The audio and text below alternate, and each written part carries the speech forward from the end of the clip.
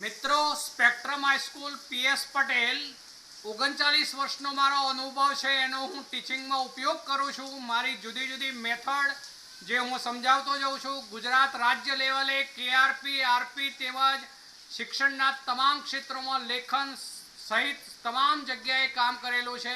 એવા મારા બહોળા અનુભવનો હું ઉપયોગ મારા ટીચિંગ દરમિયાન કરું છું। મારો લાભ અવશ્ય લેજો એવું ખાસ જણાવું છું। ઓલ ફ્રેન્ડ્સ, આજે આપણે આગળ વધીએ છીએ એમાં પ્રમાણ સૂચક સૂત્ર અને આણ્વીય સૂત્ર। હવે જુઓ, પ્રમાણ સૂચક સૂત્ર, પ્રમાણ સૂચક સૂત્ર અને બીજું લેવાનું છે આપણે આણ્વીય સૂત્ર। હવે પહેલા એક ઉદાહરણ લઉં છું મિત્રો, જેનાથી તમે થોડાક પરિચિત છો। દાખલા તરીકે આપણે ગ્લુકોઝ લીધું, ગ્લુકોઝ, તો ગ્લુકોઝ જે છે એનું અણુ સૂત્ર બોલું છું, ધ્યાન રાખજો। અણુ સૂત્ર છે C6H12O6। આ ગ્લુકોઝનું અણુ સૂત્ર છે। હવે તેમાં રહેલા જે ઘટક તત્વો છે એ કાર્બન કરતા હાઇડ્રોજનના પરમાણુ ડબલ છે અને ઓક્સિજનનો પરમાણુ એ કાર્બનના પરમાણુ જેટલો છે। તો હવે હું જો એમનામાંથી સાદી સંખ્યા હું પસંદ કરું ગુણોત્તર પ્રમાણની રીતે, તો C 1 કહેવાશે, જ્યારે H જે છે 2 કહેવાશે અને O પણ 1 કહેવાશે। તો આ CH2O એ આ સંયોજન જે છે ગ્લુકોઝ એનું આ પ્રમાણ સૂચક સૂત્ર કહેવાશે। પ્રમાણ સૂચક એટલે અર્થ જ એવો થયો પ્રમાણ દર્શાવતું સૂત્ર। પ્રમાણ દર્શાવતું સૂત્ર, સૂચક એટલે દર્શાવતું। શું દર્શાવે છે? તો પ્રમાણ। કયું પ્રમાણ દર્શાવે છે? તો કાર્બન, હાઇડ્રોજન અને ઓક્સિજન એ 1:2:1 પ્રમાણથી એકબીજા સાથે સંયોજાયેલા છે। આ સૂત્ર જે છે એ પણ પ્રમાણ કહું તો આવું જ બોલાય કે કાર્બન જે છે એ 1H2 અને O જે છે પણ 1 જ છે એવું અર્થઘટન થાય। પ્રમાણની દ્રષ્ટિએ વાત કરું છું મિત્રો, ધ્યાન રાખજો। એટલે આ પ્રમાણ સૂચક સૂત્ર છે, જ્યારે આ ગ્લુકોઝનું અણુ સૂત્ર છે। બેમાં આ તફાવત થયો। બીજું એક ઉદાહરણ લઉં છું મિત્રો, સુક્રોઝ છે, માનો સુક્રોઝ, સુક્રોઝ, તો સુક્રોઝ જે છે એમાં સુક્રોઝ એનું સૂત્ર છે C12H22O11, C12H22O11। તો આ અણુ સૂત્રો છે, આ અણુ સૂત્રો છે, આ પણ અણુ સૂત્ર છે, પણ આ જે મેં લખ્યું છે એ ગ્લુકોઝ જે છે, ગ્લુકોઝની જ વાત કરું છું, ધ્યાન રાખજો। ગ્લુકોઝ જે છે તેનું પ્રમાણ સૂચક સૂત્ર છે। એટલે અર્થ એવો થયો કે કોઈ પણ સંયોજનમાં રહેલા ઘટક તત્વો જે હોય, સંયોજનમાં રહેલા ઘટક તત્વો જે હોય એ ઘટક તત્વોના પરમાણુય પ્રમાણ દર્શાવતા સૂત્રને પ્રમાણ સૂચક સૂત્ર કહે છે। ફરીથી બોલું છું, કોઈ પણ સંયોજન છે તે સંયોજનમાં રહેલા તેના ઘટક તત્વોના પરમાણુય પ્રમાણને પ્રમાણ સૂચક સૂત્ર કહે છે। વ્યાખ્યા બનાવું છું, જોજો। સંયોજનમાં રહેલા ઘટક તત્વોના પરમાણુય, આ શબ્દ અગત્યનો, પરમાણુય પ્રમાણ ને પ્રમાણ સૂચક સૂત્ર કહે છે। પ્રમાણ સૂચક સૂત્ર કહે છે, સૂચક સૂત્ર કહે છે। તો મિત્રો આ વ્યાખ્યા થઈ સંયોજનમાં રહેલા ઘટક તત્વોના પરમાણુય પ્રમાણ દર્શાવતા, પરમાણુય પ્રમાણ દર્શાવતા સૂત્રને એવું કહીશું। પરમાણુય પ્રમાણ દર્શાવતા સૂત્રને પ્રમાણ સૂચક સૂત્ર કહે છે। સૂત્રને પ્રમાણ સૂચક સૂત્ર કહે છે। મિત્રો ફરીથી એક વાર બોલું છું, ધ્યાન રાખજો। સંયોજનમાં રહેલા ઘટક તત્વોના પરમાણ્વીય પ્રમાણ દર્શાવતા સૂત્રને પ્રમાણસૂચક સૂત્ર કહે છે. હવે મિત્રો આપણે અણુ સૂત્ર જે છે એની વાત કરીએ. તો અણુ સૂત્રમાં જે સંયોજન છે એમાં જે તે ઘટક તત્વો જે છે એના જે પરમાણુઓની સંખ્યા હોય એ સંખ્યા સહિત દર્શાવતું સૂત્ર છે એને અણુ સૂત્ર કહીશું. ફરીથી બોલું છું, અણુ સૂત્ર કોને કહેવાય તે તો સંયોજનમાં રહેલા અણુ સૂત્ર, તો એને કહીશું સંયોજનમાં રહેલા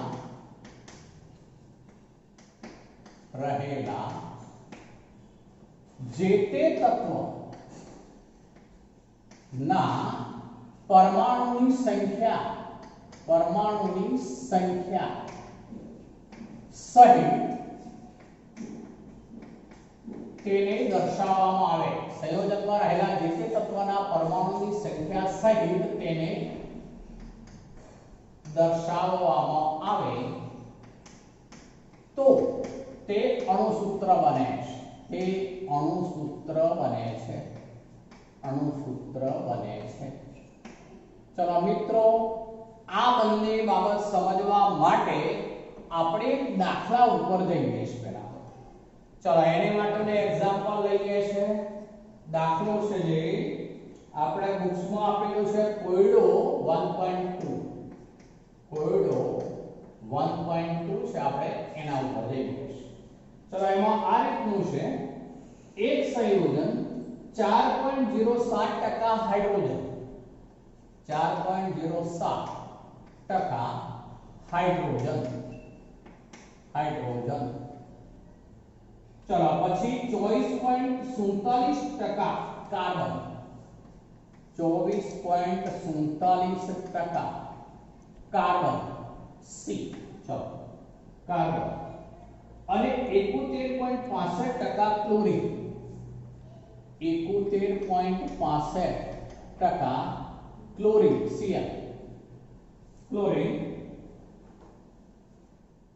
Cl. ક્લોરીન ધરાવે છે. તેનું મોલર દળ 98.96. એનું મોલર દળ આપ્યું છે. મોલર દળ 98.96 ગ્રામ છે. તો તેનું પ્રમાણસૂચક સૂત્ર અને અણુસૂત્ર નક્કી કરો. આવો છે દાખલો મિત્રો. 4.07% હાઇડ્રોજન છે સંયોજનમાં, 24.47% કાર્બન છે, 71.65% Cl છે અને એનું મોલર દળ જે છે એ 98.96 ગ્રામ છે. હવે સૌથી પહેલા આવા દાખલામાં ગણતરી કરવામાં મારી ટેકનિક જુઓ મિત્રો, હું કેવી રીતે ગણું છું તે. તો સૌથી પહેલા તો આપણે જે તત્વો આપેલા છે એ તત્વોને આપણે ક્રમબદ્ધ ગોઠવી લઈએ છીએ.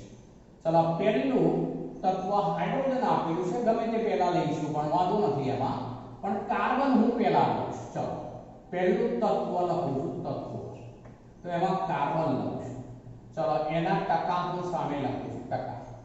ચલો બીજું તત્વ લઉં છું હાઇડ્રોજન અને ત્રીજું તત્વ લઉં છું ક્લોરીન. મેં 3 તત્વ લખી દીધા. કાર્બનના ટકા આપણને આપેલા છે. કાર્બન એટલે આ રહ્યું મિત્રો, એ 24.47. હવે ટકાવાર પ્રમાણનો અર્થ એવો થાય કે 100 ગ્રામની અંદર આટલા ગ્રામ કાર્બન હોય. આપણે આ સંયોજન લીધું હોય, 100 ગ્રામ લીધું હોય, તેમાં આટલા ગ્રામ કાર્બન છે એવું કહેવાશે. માટે અહીંયા હવે ટકાને લખ્યું, પણ એ વાસ્તવમાં કાર્બનનું દળ છે. ચલો અહીંયા તત્વનું દળ એવો શબ્દ વાપરું. તત્વનું દળ શબ્દ કરી દઉં છું હવે, જે વાસ્તવમાં ટકા છે. ચલો હાઇડ્રોજન માટે લઈએ છે એ 4.07 છે અને ક્લોરીન માટે લઈએ છે 71.65 છે. તો પહેલું આપણે તત્વો લખી દઈશું આ રીતે ક્રમબદ્ધ. બીજું તત્વના જે ટકાવાર પ્રમાણ છે એ ટકાવાર પ્રમાણ જ લખીએ છે, પણ એ વાસ્તવમાં 100 ગ્રામમાં જે તે તત્વનું દળ છે એ લખ્યું કેવાશે. ચલો ત્યારબાદ જે લઈએ છે એમાં દરેક તત્વનું પરમાણ્વીય દળ લેવાનું મિત્રો, પરમાણ્વીય દળ. ચલો કાર્બનનું પરમાણ્વીય દળ હવે તમને ખબર હોવી જોઈએ તો 12, H નું પરમાણ્વીય દળ 1 અને Cl નું પરમાણ્વીય દળ 35.5. ચલો આ પરમાણ્વીય દળ લીધા આપણે. હવે આપણે એ બંનેનો ગુણોત્તર લઈને મોલ શોધીશું. અહીંયા મોલ કહું છું, મોલ જે તે તત્વના મોલ બરાબર દળ ભાગ્યા પરમાણ્વીય દળ ભાગ્યા પરમાણ્વીય દળ કરવાનું. એટલે જો આ લખું છું હું પહેલા 24.47 ભાગ્યા 5. ચલો તો આનો વેલ્યુ શું થઈ જશે? તો જો 12 ગુણા 24 અને આ 12 ચોક 48 લગભગ. એટલે આપણે 12 ગુણા 24 લઈશું અને 2.021 આવું થશે. કાર્બનના ટકા મેં લખી દીધા 2.021. ચલો હવે આ બીજો હાઇડ્રોજન માટે લઈએ છે તો 4.07 ભાગ્યા 1 એટલે તો એટલા ને એટલા જ થવાના, તો 4.07. ચલો ત્રીજું લઈએ છે આપણે 71.65 ભાગ્યા 35.5. તો આ પણ મિત્રો 35.5 એને 2 વડે ગુણીશું તો 71 થવાનું, પછી 0.65 બાકી રહેશે એટલે એ પણ જે છે 2.021. તો આ 2.021. ચલો મિત્રો શું કર્યું હવે આટલું પહેલા સમજાઈ દઉં છું. મેં તત્વો લખી દીધા C, H અને Cl ક્રમબદ્ધ. તત્વનું દળ લખી દીધું જે આપેલા છે ટકાવાર પ્રમાણે 100 ગ્રામમાં રહેલું દળ ગણાશે એટલે એ લખી દીધું. આપણે દરેક તત્વના મોલ શોધવા છે તો એના પરમાણ્વીય દળ વડે ભાગવા પડશે એટલે મેં પહેલા પરમાણ્વીય દળ પણ લખી દીધા. કાર્બનનું પરમાણ્વીય દળ 12, હાઇડ્રોજનનું 1, Cl નું 35.5. હવે મોલ લઈએ છે. મોલ બરાબર તત્વનું દળ ભાગ્યા તેનું પરમાણ્વીય દળ એટલે આ 2.021 થયું. ચલો આમાં 4.07 ભાગ્યા 1 એટલે તો 4.07 જ રહેશે. આ 71.65 ભાગ્યા 35.5 એટલે એ પણ થયું 2.021. હવે શું કરવાનું મિત્રો એ સમજાવું છું, બરોબર ધ્યાન રાખજો. તો જે મોલ આવ્યા હોય એમાં જે સૌથી ઓછી મોલ સંખ્યા હોય તેના વડે દરેકને ગુણવાના. ફરીથી બોલું છું, જે મોલ આપણે શોધી કાઢ્યા હોય એમાં સૌથી ઓછી મોલ સંખ્યા હોય તેના વડે આ દરેકને ભાગવાના. ફરીથી બોલું છું, જે સૌથી ઓછી મોલ સંખ્યા હોય તેના વડે દરેક મોલ સંખ્યાને ભાગવાના જેથી ગુણોત્તર મળશે. તો મોલ ગુણોત્તર કહીશું એને, મોલ ગુણોત્તર. ચલો આ બધામાં સૌથી ઓછી સંખ્યા કઈ છે તો 2.021. એટલે આ 2.021 ભાગ્યા 2.021 તો એ તો બરાબર એક જ થઈ ગયું. ચલો આ જે છે તો એ 4.07 ભાગ્યા 2.021. તો આ 2 ગુણા 4 એવું આપણે કહી શકીશું. માટે લગભગ 2 આપણે કહી શકીશું એવું 2 ગુણા 4 અને આ 21 ગુણા 42 લગભગ. એટલે થોડોક ડિફરન્સ હોય એ ચાલે તો આપણે એને 2 ગણીશું. અને આ જે છે એ 2.021 ભાગ્યા 2.021 એટલે બરાબર શું થઈ ગયું મિત્રો? એ વેલ્યુ પણ 1 થઈ ગઈ. હવે અર્થ એવો થયો કે જે મોલ ગુણોત્તર મળ્યો છે અહીંયા દરેકમાં પૂર્ણાંક મળ્યો છે મિત્રો. બરોબર જુઓ, મોલ ગુણોત્તર દરેકમાં પૂર્ણાંક મળ્યો છે. જેમ કે આમાં ચોક્કસ મૂલ્ય કાઢીએ તો 2 પોઈન્ટ સમથિંગ મળે, પણ આપણે એમાં વધારે ઊંડાણમાં જતા નથી.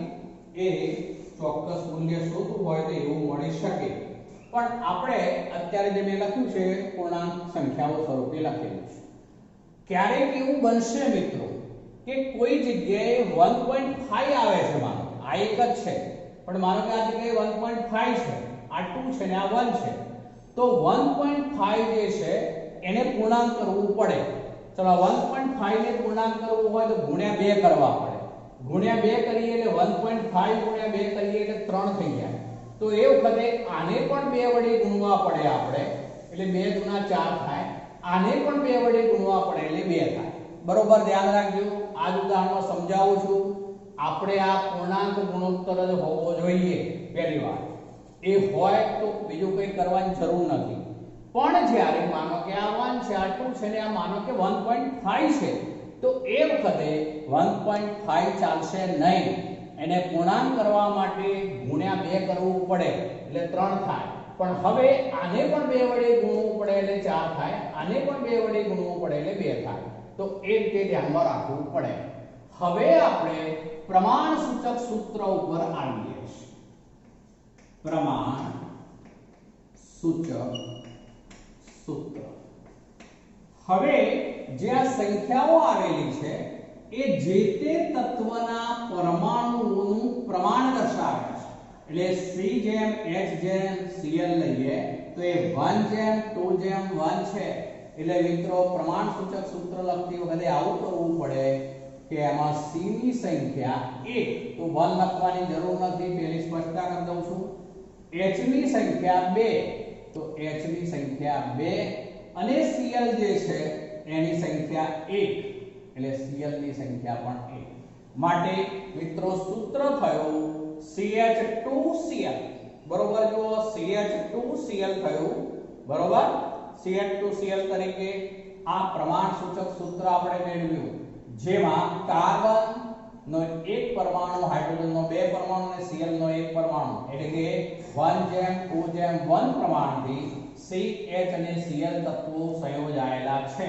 એટલે આ જે મેળવ્યું આપણે એ પ્રમાણ સૂચક સૂત્ર છે. હવે આપણે અણુ સૂત્ર ઉપર જવું છે મિત્રો. આ પ્રમાણ સૂચક સૂત્ર થયું CH2Cl પ્રમાણ સૂચક સૂત્ર.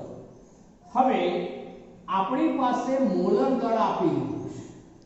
આપણે મોલર દળ અને સૂત્ર દળ કહેવાશે, જે પ્રમાણ સૂચક સૂત્રનું દળ ગણી કાઢીએ પહેલા. તો આ પ્રમાણ સૂચક સૂત્ર દળ ગણી લે છે. પ્રમાણ સૂચક સૂત્ર દળ બરાબર. ચલો C જે છે એનું પરમાણ્વીય દળ 12 વત્તા H જે છે એ 1 એવા 2, એટલે હવે આવું લખાય મિત્રો 2 કૌંસમાં પરમાણ્વીય દળ 1 અને Cl નું કેટલું કહીશું આપણે તો 35.5. એટલે હવે આ સરવાળો થવાનો 12 ને 2 14 અને આ 35.5 એટલે સરવાળો થશે એ બધાનો 49.48 ગ્રામ. ચલો આ પ્રમાણ સૂચક સૂત્ર દળ આપણે લખ્યું. જે પ્રમાણ સૂચક સૂત્ર છે એના ઉપરથી જ C પરમાણ્વીય દળ 12, H ની સંખ્યા 2, H નું પરમાણ્વીય દળ 1 લઈશું હવે અને Cl નું 35.5. તો હવે 49.48 ગ્રામ થશે. હવે આપણે આવું એક સૂત્ર છે મિત્રો, N બરાબર મોલર દળ ભાગ્યા પ્રમાણ સૂચક સૂત્ર દળ. ચલો N બરાબર મોલર દળ ભાગ્યા પ્રમાણ સૂચક સૂત્ર દળ. ચલો હવે મોલર દળ કેટલું છે મિત્રો આપણું, તો અહીંયા આપેલું છે 98.96 છે આપણું મોલર દળ આપેલું છે. ચલો હવે આ છે 49.48 ગ્રામ. આમ તો કહું તો ગ્રામ ગ્રામ ઉડી ગયા, આ બે ઉડી જાય મિત્રો, જુઓ લગભગ બે ઉડી જાય તો બરાબર શું થઈ ગયું તો 2. ચલો n ની સંખ્યા 2 આવી મિત્રો. ચલો હવે n ની સંખ્યા 2 આવે તો અણુ સૂત્ર મેળવવા માટે આવું કરવું પડે. અણુ સૂત્ર બરાબર, ચલો હવે એમાં આવું કરીશું આપણે. અણુ સૂત્ર મેળવવું છે તો અણુ સૂત્ર બરાબર જે કાર્બનની સંખ્યા છે એ 2 થવાની આવે, એટલે કે આ જે છે પરમાણુઓની સંખ્યા ડબલ કરવાની, પરમાણુઓની સંખ્યા ડબલ કરવાની, n ગણી કરવાની. જે n ની કિંમત આવી હોય એટલા ગણું કરવાનું, એટલે C2 થશે. ચલો ભાઈ H જે છે 2 એના ગુણ્યા 2 એટલે 4 થશે અને Cl પણ કેટલા થશે તો 2. તો આવું સૂત્ર થઈ ગયું મિત્રો, અણુ સૂત્ર C2H4Cl2. જો બરોબર C2H4Cl2 તો આ અણુ સૂત્ર થયું. જે સંયોજનમાં રહેલા જે એના ઘટક તત્વો છે એમની પરમાણ્વીય સંખ્યા સહિત દર્શાવતું સૂત્ર છે એ અણુ સૂત્ર કહેવાશે. જ્યારે આ જે છે એ આ સંયોજનના ઘટક તત્વોના પરમાણ્વીય પ્રમાણ દર્શાવતું સૂત્ર છે, એને પ્રમાણ સૂચક સૂત્ર કહેવાય. તો આ રીતે પ્રમાણસૂચક સૂત્ર પરથી અણુસૂત્ર શોધી શકાય. અણુસૂત્ર એટલું શોધવાનું કે તો પણ આ જ રીતે આગળ વધવું પડે. એમાં આપણે જે પ્રમાણસૂચક સૂત્ર પહેલા નક્કી કર્યા બાદ જે મોલર દળ આપેલું હોય એના ભાગ્યા પ્રમાણસૂચક સૂત્ર દળ જે હોય એ ગુણોત્તર લેવો પડે. એની સંખ્યા નક્કી કરવી પડે જે n વડે આ દરેક પરમાણુને ગુણવામાં આવે છે. n વડે દરેકને ગુણવામાં આવે છે જેથી અણુસૂત્ર મળશે. તો મિત્રો આ એક અગત્યનો દાખલો છે. વ્યવસ્થિત રીતે સમજીશું. બુકની અંદર બધું મિક્સ આપ્યું છે. મેં આખું એક કોઠા સ્વરૂપે લીધો છે. જુઓ, કોઠા સ્વરૂપે તત્વ ક્રમબદ્ધ ગોઠવી દેવાના. તત્વના દળ જે આપેલા હોય તે લેવાના. ટકાવાર પ્રમાણ હોય એ વાસ્તવમાં 100 ગ્રામમાં દળ જ છે તો આપણે ટકાવાર પ્રમાણ લેવાના. પરમાણુય દળ તમને હવે ધીમે ધીમે યાદ રહેવા જોઈએ. કાર્બનનો 12, હાઇડ્રોજનનો 1, Cl નો 35.5. એટલે હવે આપણે મોલ શોધવા છે તો મોલ બરાબર તત્વનું દળ ભાગ્યા પરમાણુય દળ. એ રીતે આપણે મોલ શોધી કાઢ્યા બધા. હવે તે પૈકી જે ઓછામાં ઓછા મોલ હોય તે વડે દરેકને ભાગવાના. ઓછામાં ઓછા મોલ હોય તેના વડે દરેકને ભાગવાના જેથી કોઈક સંખ્યાઓ મળશે. એ સંખ્યાઓ જો પૂર્ણાંક હોય, ક્યારેક એવું બનશે મિત્રો કે 1.2 જેવું આવે છે તો એ 0.2 નિગ્લેક્ટ કરવાના, એ 1 ગણી લેવાનું. એ જ રીતે ક્યારે આવું આવશે 2.85 તો એ વખતે આપણે 3 ગણી લેવાના. સાતક અંકના જેવું 3 ગણી લેવાના. પણ આ સંખ્યાઓ જે છે એ પૂર્ણાંક કરવાની. જો 1.5 હોય તો તે સંખ્યાને 2 વડે ગુણીએ તો બધાને પછી 2 વડે ગુણવા પડે. એ બાબત ધ્યાનમાં રાખજો. બીજી બાબત, ક્યારેક તમને બાષ્પ ઘનતા આપશે, મોલર દળ નહીં આપે. હવે જો બાષ્પ ઘનતા આપેલી હોય તો મોલર દળ બરાબર એક સૂત્ર છે 2 ગુણ્યા બાષ્પ ઘનતા. ફરીથી બોલું છું, તમને મોલર દળ ના આપેલું હોય કોઈ દાખલામાં અને બાષ્પ ઘનતા તો એ વખતે મોલર દળ મેળવવા માટે 2 વડે એને ગુણી દેવાનું. જો એ સૂત્ર આ રીતનું છે, મોલર દળ બરાબર 2 ગુણ્યા બાષ્પ ઘનતા. બાષ્પ ઘનતા એટલે ક્યારેક તમને આ બાષ્પ ઘનતા આપેલી હોય તો એને 2 વડે ગુણી દેવાનું એટલે મોલર દળ મળી જશે જે આપણે અહીંયા જરૂર પડશે. અને પ્રમાણસૂચક સૂત્ર જે છે એનું સૂત્ર દળ શોધ્યું હોય એ આ રીતે ગુણોત્તર લેવો પડશે એટલે આ રીતે આગળ વધી શકાય. તો આવા દાખલાઓ મિત્રો ઘણી વખત હોય છે એટલે આપણે વ્યવસ્થિત તૈયાર કરીશું. ચલો હવે મિત્રો આપણે આવો જ સ્વાધ્યાયમાંનો એક દાખલો છે, આપણે એને ગણવો છે જેથી તમને દ્રઢીકરણ થઈ જાય અને વ્યવસ્થિત ખ્યાલ આવી જાય. ચલો એમાં આવું આપ્યું છે કે આયર્નનો એક ઓક્સાઇડ છે જેમાં દળથી 69.9% આયર્ન આપેલું છે. આયર્ન એટલે Fe આયર્ન અને 30.1% ડાયોક્સિજન આપેલો છે. 30.1% ડાયોક્સિજન આપેલો છે એટલે કે O2 આપેલો છે એટલે ઓક્સિજન આપેલો છે. ચલો હવે મિત્રો એનું પ્રમાણસૂચક સૂત્ર શોધવાનું કહ્યું છે. અહીં જનરલી ધ્યાન રાખજો મિત્રો કે જે ટકાવાર પ્રમાણ આપેલા હોય આશરે આપણે એનો સરવાળો કરી જોવાનો. જો એ 100 ની આસપાસ થતો હોય તો અન્ય કોઈ તત્વ બાકી રહેતું નથી. જેમ કે આ જે છે 69.9 એટલે 70 ની આસપાસ છે અને આ 30 ની આસપાસ એટલે 100% થઈ ગયા. માટે આમાં અન્ય કોઈ તત્વ નથી. અમુક વખત એવું બનશે કે ટકાવાર પ્રમાણ જે આપેલા હોય એમનો સરવાળો તમારે 98 95 એવો પણ થવાની શક્યતા. તો એ બાકી રહેલી છે અશુદ્ધિ ગણાશે. પણ જ્યારે એવું બને કે આપેલા ટકાવાર પ્રમાણનો સરવાળો તમારે 80 85 ની આસપાસ જ થાય તો એનો અર્થ એવો થયો કે 100 માં જે બાકી રહ્યા એ વાસ્તવમાં ઓક્સિજનના ટકા હોય.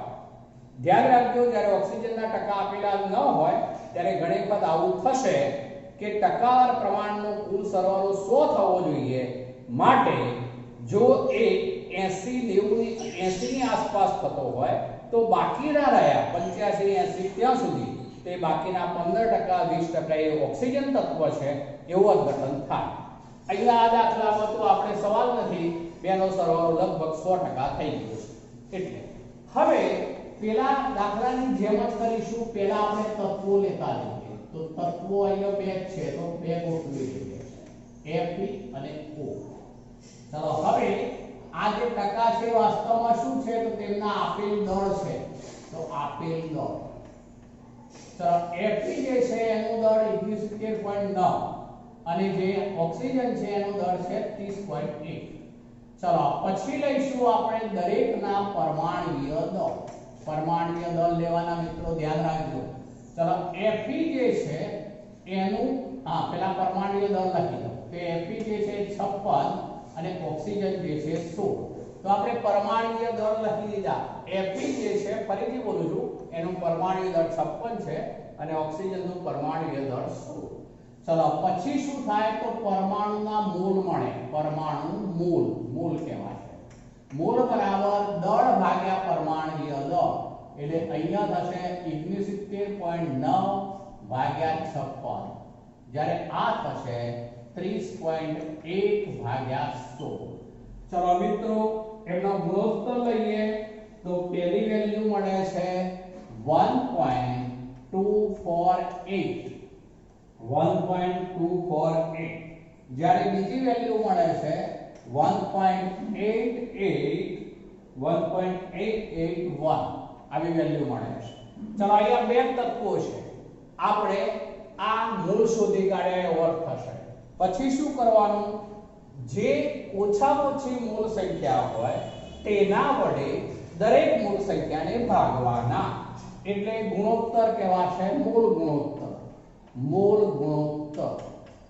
ચલો મૂળ ગુણોત્તર લઈએ છે તો આ બેમાં ઓછી સંખ્યા કઈ છે મિત્રો? તો 1.248 માટે 1.248 ભાગ્યા 1.248 એટલે આ વેલ્યુ તો 1 થઈ ગઈ. ચલો આ વેલ્યુ છે 1.881 ભાગ્યા 1.248, તો આ વેલ્યુ થાય છે મિત્રો લગભગ એ વેલ્યુ છે 1.5. 1.5 વેલ્યુ છે 1.5. તો જુઓ અહીં જે મોલ ગુણોત્તર લીધો આપણે એમાં આ પૂર્ણાંક છે પણ આ અપૂર્ણાંક છે. મેં તમને આગળ એક ઉદાહરણમાં શીખવાડી દીધું મિત્રો, જો મોલ ગુણોત્તર અપૂર્ણાંક હોય તો એને પૂર્ણાંક બનાવવાનું. તો આપણે આ 1.5 છે તો કેટલા વડે ગુણવા પડે? તો 2 વડે. આને 2 વડે ગુણીએ એટલે આ થયું 3, પણ આ 2 વડે ગુણીએ તો આને પણ 2 વડે ગુણવું જ પડે. બરોબર ધ્યાન રાખજો. આને 2 વડે ગુણીએ એટલે આ 1.5 ગુણ્યા 2 એટલે 3 પૂર્ણાંક થઈ ગયું. તો આને પણ 2 વડે ગુણીશું તો ગુણ્યા 2 તો બરાબર શું થઈ ગયું? 2.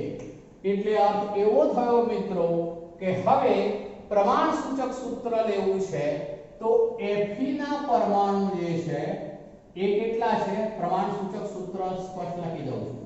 પ્રમાણસૂચક સૂત્ર. પ્રમાણસૂચક સૂત્ર લેવું છે તો Fe ના પરમાણુની સંખ્યા, આ તત્વ લેવાનું, પેલી પરમાણુની સંખ્યા પૂર્ણાંક આવી તે. પરમાણુની સંખ્યા અપૂર્ણાંક અહીંયા હોઈ શકે નહીં, બરોબર ધ્યાન રાખવાનું. એટલે પૂર્ણાંક જ થવું જોઈએ. એટલે Fe2 આમ લખાય પણ સંજ્ઞા પાછળ પરમાણુની સંખ્યા જે હોય એના વડે ગુણવાનું. અને 3 એ શું છે? ઓક્સિજન. તો Fe2O3 આ આયર્ન ઓક્સાઇડનું પ્રમાણસૂચક સૂત્ર થશે મિત્રો. આયર્ન ઓક્સાઇડનું પ્રમાણસૂચક સૂત્ર એટલે Fe અને ઓક્સિજન 2:3 પ્રમાણથી એકબીજા સાથે સંયોજાયા છે એવું અર્થઘટન થશે. તો આ પ્રમાણસૂચક સૂત્ર સુધી જ માંગ્યું છે એટલે આપણો આ દાખલાનો જવાબ થઈ ગયો. હવે જો અણુસૂત્ર માંગ્યું હોત તો સ્પષ્ટતા કરી દઉં છું. તો એને માટે એને મોલર દળ આપી દીધેલું હોય અથવા બોલું છું ધ્યાન રાખજો, મોલર દળ આપી દીધેલું હોય અથવા તો બાષ્પ ઘનતા આપેલી હોય દાખલામાં, તો જ અણુસૂત્ર મેળવી શકાય. બરોબર ધ્યાન રાખજો. અણુસૂત્ર એ સિવાય ન મળે. એટલે અણુસૂત્ર મેળવવું હોય તો દાખલાની અંદર બાષ્પ ઘનતા અથવા તો બીજું શું આપેલું હોય? મોલર દળ. એટલું ધ્યાનમાં રાખીશું. અહીંયા આ જવાબ થઈ જશે મિત્રો. ચલો તો આજે આટલે સુધી રાખીએ.